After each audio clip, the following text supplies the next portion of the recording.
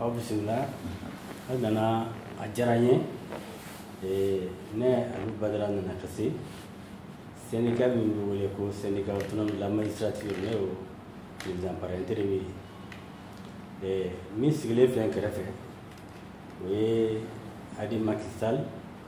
syndicat libre de la magistrature o président don n bɛ kɔrɔfɔ bonya to nɔgɔkɛ bolo a ka o bilasira ni dakuruya fila ye président Sall n y'o bonya d'i ma i ka kuma. D'accord. C'était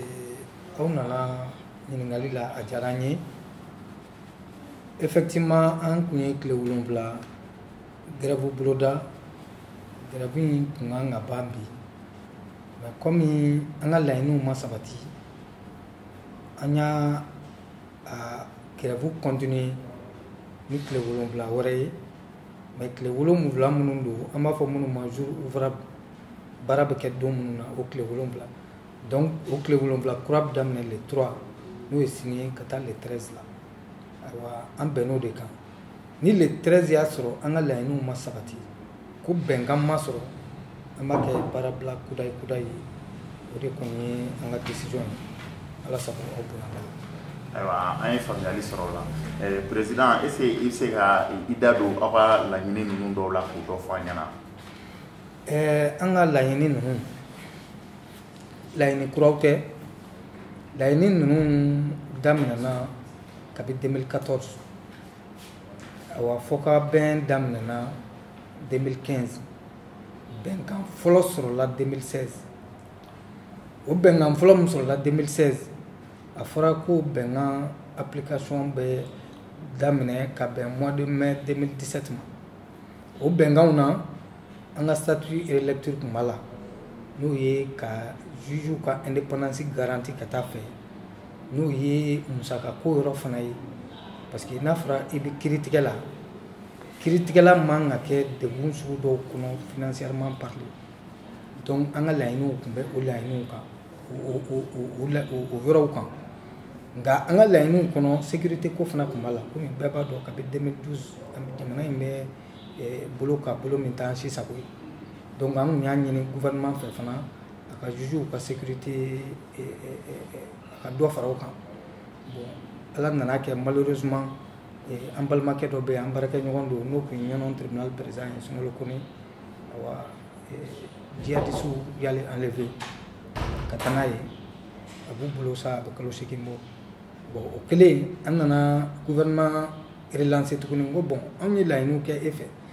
fo ka bɛnw bɛ sen na a ye accord dɔw ta k'a b'u appliquer o ma appliquer an ka sécurité ko fana dɔ bɛ ka fara o kan enlèvement mun filɛ ka don a la nin ye nin fana ye ko kuraw ye donc an ni gouvernement ye sigi ka fɔw kɛ an ye bɛnkan filanan ta tuguni o bɛnkan filanan gouvernement ye yamaru de c'est à dire que a kumakan di an ma ko o bɛnkan bɛ waleya au plus tard le 30 juin passé k'a bɛɛ juridiction sécurisée pour que juge k'u ka baara kɛ hakilisigi kɔnɔ mais malheureusement au lieu que gouvernement ka o kɛ gouvernement de ye dɔ bɔ sécurité la n bɛ misaliw ta ɲɔnɔnw ni an balimakɛ enlevera a bɛ enlever don min garde 3 de tun ɲɔnɔn bɛɛ pour que ka juge ka sécurité assurer mais an ni gouvernement ka bɛnkan kɔfɛ gouvernement ye 2 bɔ gardiw la an filɛ don min na i ko sisan garde 1 pe dɔrɔn de bɛ ɲɔnɔn o ye misaliw ye ka da aw tulo kan yɔrɔ mɔgɔ tɛ se k'a fɔ ko risque tɛ ɲɔnɔn parce que mɔgɔ enlevera yen ka ban bon mɔgɔ 3 minnu tun b'olu ka sécurité assurer a ye 2 b'o la ka tɔ to kelen ɲɔnɔn dɔrɔn tɛ n'i y'a ta Nara wo Jema wo ɲɔnɔn wo Kayi wo i bɛ a ye k'a fɔ kiiritigɛlaw bɛɛ ni mɔgɔ b'u la k'i bɛ fɛn fɛn k'u la i bɛ se k'a k'u la k'a sɔrɔ mɔgɔ ma sɔrɔ min b'i bali quoi an ko bon o tɛ se ka continuer quoi kiiri tɛ se ka tigɛ o cadre sugu kɔnɔ donc c'est pourquoi wajibi don gouvernement kan mɔgɔ hali dunan tɛmɛsenna n'i bɛ Mali jamana kɔnɔ gouvernement k'i ka sécurité assurer kuma tɛ jamanadenw yɛrɛ ma surtout jamanaden minnu bɛ yen ni kojugukɛlaw bɛ ka olu kɛ cible ye parce que u bɛ k'u kɛ jamana emblème ye parce que u b'olu de n'o ye sous-préfet ni surveillant de prison ni juge ye on suppose que olu de ye jamana ka lasigidenw ye donc olu bɛ ka ta pour cible ka da u ka baara cogoya kan on dit que diyagoya don gouvernement fana ka lakanali spécial kɛ ka ɲɛsin olu ma donc olu de nana ni an ka nin baarabila in ye tile 7 baarabila donc ni an ka laɲiniw ma sabati an y'a continuer ka taa le 3 la ka taa le 13 la n'a ma sabati o fana la an b'a kɛ baarabila bada ye parce que i tɛ se ka i ɲɛ tugu nin ko sugu kan k'i sigi k'a lajɛ quoi an balimakɛ mun enlevera diabète b'a la tension b'a la hali n'i ka kɛnɛ duguba kɔnɔ o bana fila bɛ mɔgɔ degun kuma tɛ i bɛ nin bolo sugu kan on imagine que a bɛ bolo min kan bolo ɲuman tɛ bon vraiment anw bolo gouvernement mun ka mun kɛ a tɛ k'a ka kɛta bɛɛ kɛ quoi parce que misaliw ka ta a minɛli la ka se fo kɔsannin na ma an ka grève laban in ma juge de tun b'u bolo fara ɲɔgɔn kan k'a ka denbaya magɛn or i bɛ enlever nin condition sugu la i tɛ temps sɔrɔ ka procuration di mɔgɔ ma mun b'i ka salaire ta k'a di denbaya ma i taara ton salaire n'est pas accessible i ka denbaya dun kan ka balo donc il fallait faire face à ça anw ye mɔgɔ man ka jamana yɛrɛ diyagoya k'o fɔ jamana ye quoi mais il a fallu que an ka grève ni mankanw kɛ pour que État a commencé qui compte le lucre. Nous pensons que dans ces conditions, c'est difficile pour les syndicats. Quand les syndicats flamment aux situations là, qu'il faut kabaka mouho blakata barake sabati, c'est-à-dire qu'à ce jamana ma basé quoi. Au de connaît un grève black kumbaoui, qu'il faut aouye et qu'il faut gouvernement fanaye. Bengan korote, il était comme mouho là c'est qui, quand vous beko quand, qui est claka au waliakma, qui n'a pas voilà sur la fois. Donc encore trop c'est trop au dernier quoi. Allah ça va bien bala.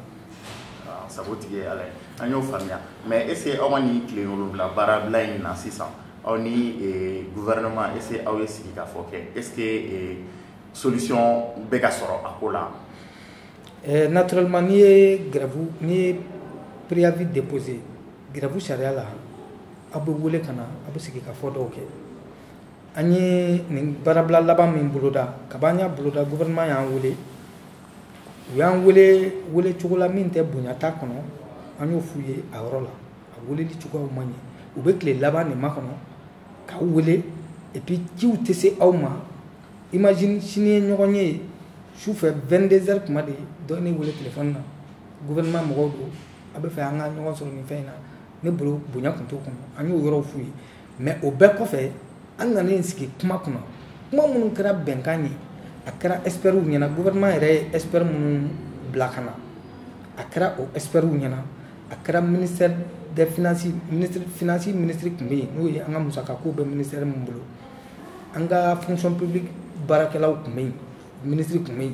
yen juges yɛrɛ ka ministre tun bɛ yen juges ka syndicat mɔgɔw tun bɛ yen partenaires sociaux bɛ yen olu bɛɛ lajɛlen jɛra atelier la ka fɛn minnu valider ka bɛnkan minnu sigi sen kan ka fɔ juges a ye mun ɲini a ka ca gouvernement ma gouvernement bɛ se ka min di aw ma o ye nin hakɛ de ye o bɛnkan kɛlen kɔfɛ o fɛn min kan ka appliquer o application san kelen tɛmɛna hali bi aw bɛna aw jɔ anw ma ko bɛnkan tɛ bɛnkan ye ko sigi ka k'o kan ko minnu anw hakili la ça fait gouvernement a bɛ min fɔ a n'a bɛ min kɛ o tɛ kelen ye quoi o tɛ kelen ye o de ye a to an ye grève in maintenir quoi wa an b'o bolo de kan fo an ka laɲiniw ka sabati ala sago i bonya bala. N y'o o faamuya mais aw ka grève in ale fana ale kɛra wagati la wagati min ni a ka gɛlɛn kosɛbɛ kosɛbɛ parce que wagati a bɛnna an ka élection wagati ma kow bɛ caya mais est ce que aw ye o yɔrɔ ta en compte aw ka yanni aw ka grève kɛ. N y'a f'i ye cogo min syndicat de magistrats bolo grève ye solution laban de parce que anw b'a dɔn k'a fɔ an maliyɛn ɲɔgɔnw de ka liberté bɛ an tɛgɛ kɔnɔ misali ye mun ye tile 7 kiri ma kɛ Mali kɔnɔ mɔgɔ mɔgɔ kan ka bɔ kaso la i tɛna se ka bɔ mɔgɔ mɔgɔ ça fait a bɛ ko caman bloqué c'est pourquoi syndicats bɛ mɛn ka sɔrɔ an ma taa grève la c'est pourquoi an y'a fɔ a ye k'a fɔ a ye laɲini kura tɛ quoi laɲini ninnu depuis 2014 laɲini n'i ye mɔgɔ tatɔ ye grève la 2018 i b'a ye k'a fɔ tiɲɛ yɛrɛ la a ye grève éviter quoi k'a fɔ grève wagati bɛnna ni élection ye c'est vrai a bɛnna ni élection ye mais an b'a fɔ min ma hasard de y'o ye hasard du calendrier sinon an ka laɲini t'o ye parce que pour que i ka taa grève la i bɛ préavis de déposer i bɛ cahier de doléance de déposer a bɛ revendication kɛ sigikafɔ bɛ kɛ bon bɛnkanw bɛ ɲini ni bɛnkanw sɔrɔla bɛnkanw waleya wagatiw bɛ fɔ o bɛɛ de kɔfɛ aw bɛ se ka n'a fɔ k'aw bɛ taa grève la bon yɔrɔ mɔgɔ tɛ se k'o bɛɛ kɛ ka bɛn ni élection en tout cas n'o kɛra ka bɛn ni élection ye o t'anw ka laɲini ye o t'anw ka kɛlen ye a kɔni wagatiw bɛnna ɲɔgɔn ma et puis élection na justice bɛ intervenir yɔrɔ caman na par exemple cour constitutionnelle n'olu ye minnu bɛ résultat proclamé cour suprême n'olu de ye minnu bɛ président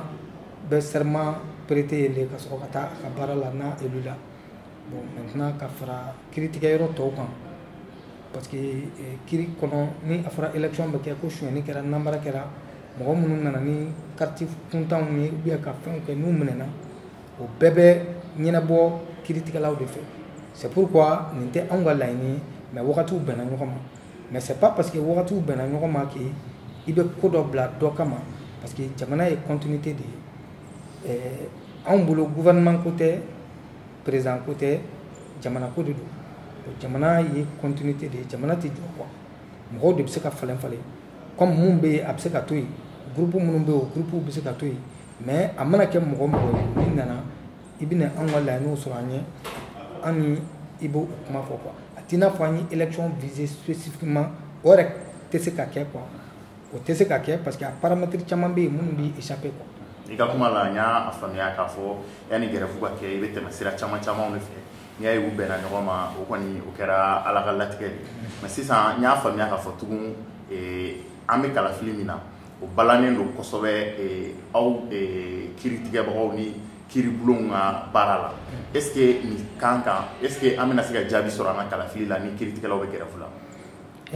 mun ye cour constitutionnelle ye olu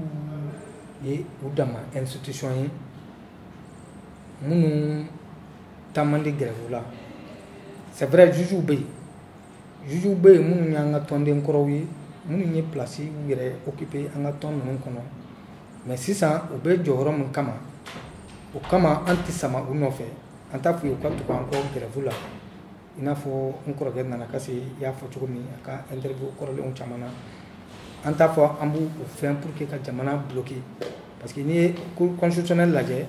mun y'ale ɲɛmaa ye o tigi tɛ juge ye bilen en tout cas an kɔni ka jate la juge tɛ n'o ye Manasa ye juge kun don mais a taara retraite la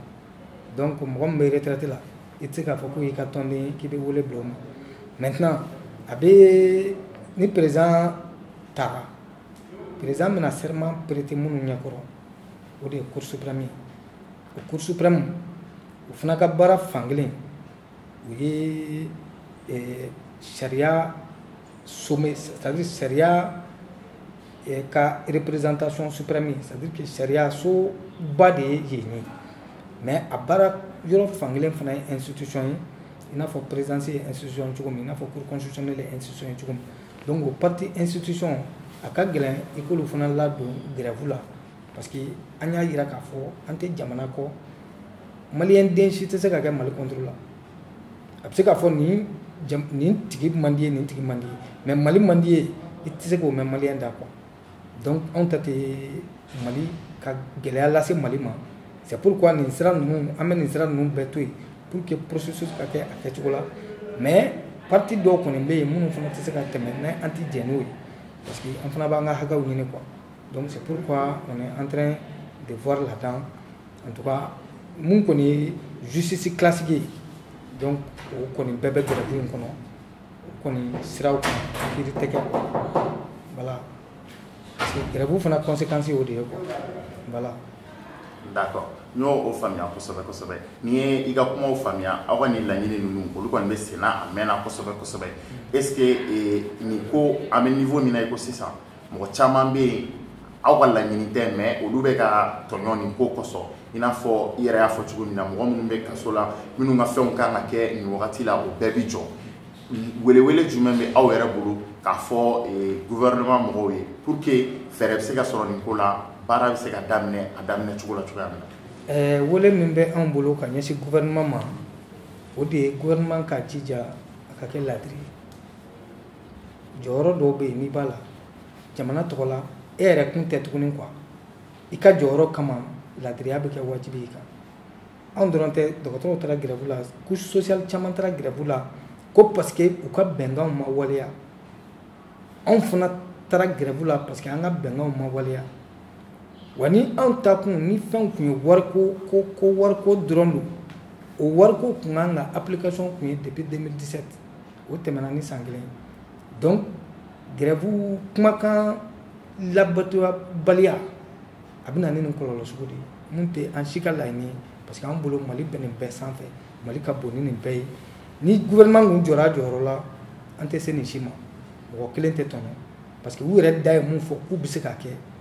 u ma sɔn k'o kɛ o de y'an se nin ma quoi donc ne bɛ laadiriya de ɲini u fɛ o de ye bɛɛ ka lafiya b'o de kɔnɔ jamana yɛrɛ ka lafiya b'o de kɔnɔ ala sago aw bonya bala sago tigi an ye faamuyali sɔrɔ nin na an b'aw fo k'aw waleɲuman dɔn ka sabu kɛ aw sɔnna k'an bisimila aw ka yɔrɔ la yan nɔ aw ni ce. Merci.